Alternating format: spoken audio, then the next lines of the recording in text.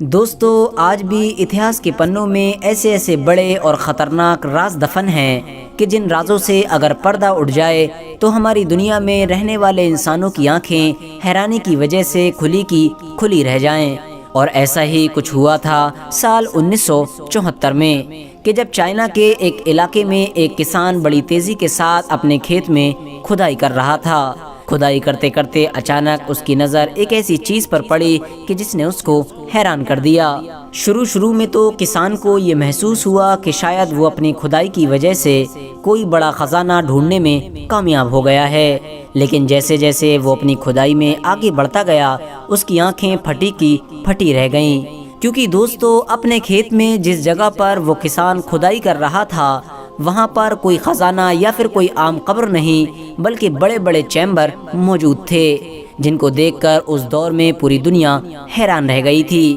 گھبراہٹ کی وجہ سے اس کسان نے سب سے پہلے اس بات کی خبر آس پاس میں رہنے والے چائنا کے سرکاری لوگوں کو دے دی تھی، جس کی وجہ سے چائنا کی گورنمنٹ نے فوراً اس پورے علاقے میں کھدائی کا کام شروع کروا دیا تھا اور اس پورے چیمبر پر ریسرچ کرنے کا آرڈر بھی جاری کر دیا تھا۔ لیکن دوستو جب کچھ دن کے بعد زمین کی کھدائی کمپلیٹ ہو گئی اور زمین کے نیچے موجود سارے چیمبرز کو ڈھونڈ لیا گیا تو چیمبرز کے اندر پہنچ کر پوری دنیا حیران رہ گئی، کیونکہ دوستو ان چیمبرز کے اندر کوئی عام چیز نہیں بلکہ 8000 سے بھی زیادہ زندہ فوجیوں کے پتلے موجود تھے، اور یہ سارے کے سارے فوجی ایسی حالت میں کھڑے تھے کہ مانو اپنے راجا کے حکم کا انتظار کر رہے ہیں اور راجا کا آرڈر ملتے ہی یہ کسی بڑی فوج پر اٹیک کر دیں گے۔ دوستو ان 8000 سے بھی زیادہ زندہ فوجیوں کے پتلوں کی کھوج نے نہ صرف چائنا بلکہ پوری دنیا میں رہنے والے لوگوں کو ہی حیران کر دیا تھا، اور پوری دنیا یہ سوچنے پر مجبور ہو گئی تھی کہ آخر یہ سپاہی کون ہیں، کہاں سے آئے، کس دور کے ہیں، اور آخر وہ کون انسان تھا کہ جس نے ان سبھی لوگوں کو زمین میں اس طرح سے گاڑ دیا تھا، اور اگر یہ لوگ ایک لمبے وقت سے زمین کے اسی حصے میں ہی موجود تھے تو آخر دنیا والوں کے سامنے کیوں نہیں آئے تھے۔ یعنی 8000 سے بھی زیادہ سپاہیوں کے پتلوں کی اس کھوج نے پوری دنیا میں رہنے والے انسانوں کے دماغ میں ہزاروں سوال کھڑے کر دیے تھے۔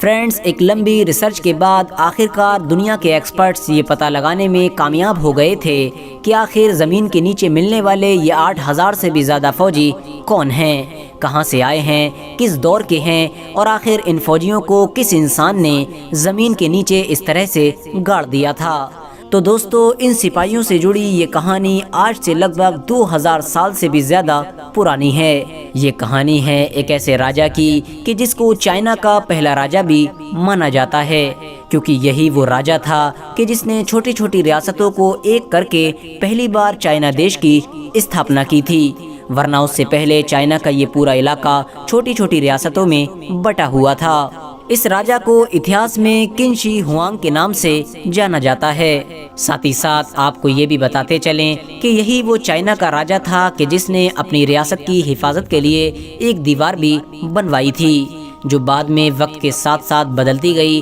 اور پھر ایک وقت وہ بھی آیا کہ جب اس دیوار کو چین کی دیوار کے نام سے جانا جانے لگا، اور آج کے دور میں بھی ہم سب لوگ جس چین کی دیوار کو دیکھتے ہیں اور جانتے ہیں یہ وہی چین کی دیوار ہے کہ جس کی بنیاد چائنا کے اس پہلے بادشاہ یعنی قن شی ہوانگ نے رکھی تھی۔ قن شی ہوانگ کا جنم 259 BC میں یعنی حضرت عیسیٰ علیہ السلام سے بھی لگ بھگ 250 سال پہلے چائنا دیش میں ہوا تھا، اور صرف 13 سال کی ایک چھوٹی سی عمر میں ہی قن شی ہوانگ ایک بڑی ریاست کا راجا بن گیا تھا۔ قن شی ہوانگ نے 13 سال کی عمر میں راجا بنتے ہی نہ صرف چھوٹی چھوٹی ریاستوں کو اپنی سلطنت میں شامل کرنا شروع کر دیا تھا بلکہ ساتھ ہی ساتھ اس کے علاوہ بھی چائنا دیش میں بڑے بڑے کاموں کو انجام دیا تھا۔ قن شی ہوانگ اتنا زیادہ قابل اور بہادر تھا کہ جس علاقے میں بھی اپنی فوج کو لے کر نکل جایا کرتا تھا اس علاقے کو اپنی سلطنت میں ملا کر ہی دم لیا کرتا تھا۔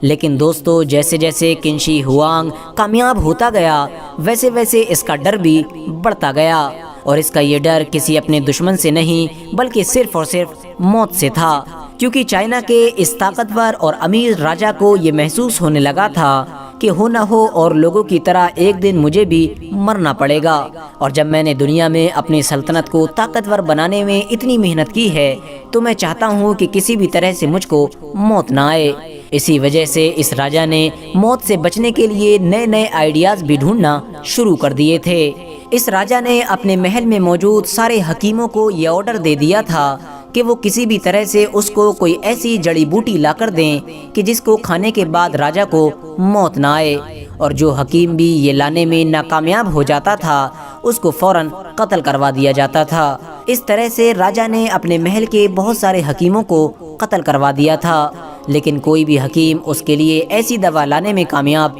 نہ ہو سکا تھا۔ آخرکار جب دھیرے دھیرے راجا کو یہ محسوس ہونے لگا کہ وہ کسی بھی طرح سے اپنی موت سے نہیں بچ پائے گا تو اس نے ہمیشہ زندہ رہنے کے لیے ایک نیا آئیڈیا ڈھونڈ نکالا تھا۔ دوستو، سب سے پہلے تو ہم آپ کو یہ بتاتے چلیں کہ چائنا کا یہ راجا بھی مصر کے راجاؤں کی طرح یہ نظریہ اور عقیدہ رکھا کرتا تھا کہ مرنے کے بعد انسان دوبارہ زندہ ضرور ہوتا ہے، اور وہ دوبارہ اسی حالت میں زندہ ہوتا ہے جس حالت میں اس کو دفنایا جاتا ہے۔ یہی وجہ تھی کہ مصر کے لوگ اپنے راجا کی موت کے بعد اس کے ساتھ ساتھ اس کی بیویوں، اس کے سارے مال اور اس کے غلاموں اور اس کی ہر چیز کو اس کے ساتھ ہی دفنا دیا کرتے تھے، تاکہ جب راجا دوبارہ زندہ ہو تو اس کو کسی بھی طرح کی کسی بھی چیز کی ضرورت محسوس نہ ہو، اور وہ اپنی زندگی کو دوبارہ بھی بالکل ویسے ہی جی سکے جیسے پہلے جیا کرتا تھا۔ اسی بات کو فالو کرتے ہوئے چائنا کے اس راجا نے بھی اپنے مرنے سے پہلے ہی اپنا مقبرہ بنانے کا آرڈر جاری کر دیا تھا، اور مقبرے کے پاس ہی بڑے بڑے چیمبرز بھی بنوانا شروع کر دیے تھے۔ راجا کی طرف سے بنوائے گئے ان چیمبرز میں سے پہلے چیمبر میں لگ بھگ 8000 سے بھی زیادہ فوجیوں کے پتلے بنوائے گئے تھے، جبکہ دوسرے چیمبر میں 600 گھوڑوں کے ساتھ ساتھ کچھ گھوڑا گاڑی بھی موجود ہیں، اور یہ وہی ساری چیزیں ہیں کہ جو جنگوں میں استعمال ہوتی ہیں۔ تیسرے چیمبر میں ان خاص سپاہیوں کے پتلے ہیں کہ جو اس راجا کے دور میں بڑے بڑے عہدوں پر بیٹھے ہوئے تھے، یعنی بڑے بڑے کمانڈر کے پتلے تیسرے چیمبر میں ہی موجود ہیں، جبکہ چوتھے چیمبر میں بننے والے پتلے اس راجا کی زندگی میں پورے نہیں ہو سکے تھے، جس کی وجہ سے اس کا کام آج بھی ادھورا کا ادھورا ہی پڑا ہے۔ آس پاس کے چیمبرز میں بھی ضروری چیزوں کے ساتھ ساتھ کچھ زہریلے جانوروں کے پتلے بھی موجود ہیں، کیونکہ دوستو جیسا کہ میں نے آپ کو پہلے بھی بتایا تھا کہ چائنا کا یہ راجا بھی مصر کے راجاؤں کی طرح یہ نظریہ رکھا کرتا تھا کہ انسان مرنے کے بعد دوبارہ بالکل اسی حالت میں ہی زندہ ہوتا ہے جس حالت میں اس کو دفنایا جاتا ہے۔ یہی وجہ تھی کہ یہ راجا بھی یہی چاہتا تھا کہ جب میں دوبارہ زندہ ہوں تو میرے ساتھ ساتھ میری ساری فوج اور میری پوری سلطنت بھی زندہ ہو جائے، یعنی میری سلطنت میرے مرنے کے بعد بھی قائم رہے، تاکہ میں دوبارہ اس سلطنت کو سنبھال سکوں اور پوری دنیا پر ایک بار پھر سے حکومت کر سکوں۔ لیکن دوستو، اس راجا کی موت کی کہانی بھی بڑی عجیب ہے۔ اتہاسکار لکھتے ہیں کہ اس راجا نے ایک بار اپنے محل کے سب سے خاص اور سب سے قابل حکیم کو اپنے پاس بلایا، اور اس کو بھی اپنے دوسرے عام حکیموں کی طرح ہی یہ آرڈر دیا کہ تم میرے لیے ایک ایسی خاص جڑی بوٹی کا انتظام کرو کہ جس کی مدد سے میں اپنی موت سے بچ سکوں، اور اگر تم ایسا نہ کر سکو گے تو تم کو بھی بالکل ویسے ہی قتل کر دیا جائے گا جیسے تم سے پہلے اور دوسرے عام حکیموں کو قتل کیا گیا تھا۔ لہٰذا جب محل کے سب سے خاص اور سب سے قابل حکیم نے راجا کا یہ آرڈر سنا تو وہ حیران رہ گیا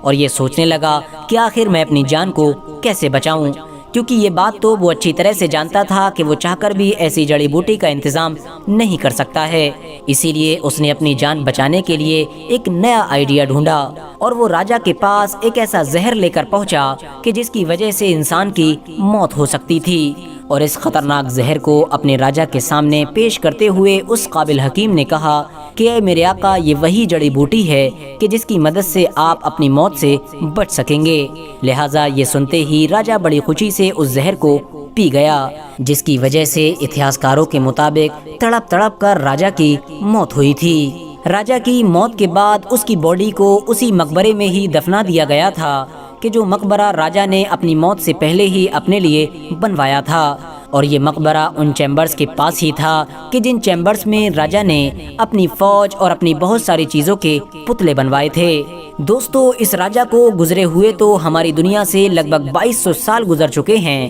لیکن اس کے بنائے ہوئے وہ پتلے آج بھی پوری دنیا کو حیران کیے ہوئے ہیں۔ एक्सपर्ट्स की माने तो इन पुतलों को बनाने के लिए लगभग 7,20,000 मजदूरों ने काम किया था और इन सारे पुतलों को मिट्टी के जरिए से पकाकर बनाया गया था। शुरू में इन पुतलों पर कलर भी किया गया था